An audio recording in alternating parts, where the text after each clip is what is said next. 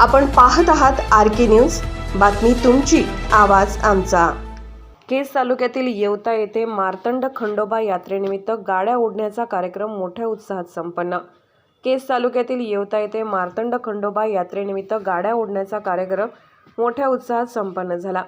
प्रत्येक वर्षाप्रमाणे याही वर्षी येवता गावातील ग्रामदैवत मार्तंड खंडोबा यात्रेस रविवार दिनांक 17 डिसेंबर पासून प्रारंभ झाला असून ग्रामस्थांनी विविध कार्यक्रमांची जय्यत तयारी केली.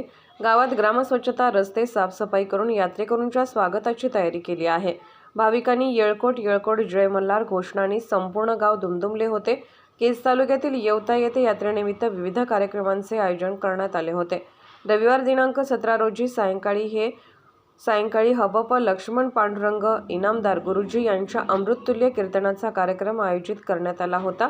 तर सोमवार रोजी सकाळी 9 वाजता लंगर तोडण्याचा कार्यक्रम संपन्न झाला.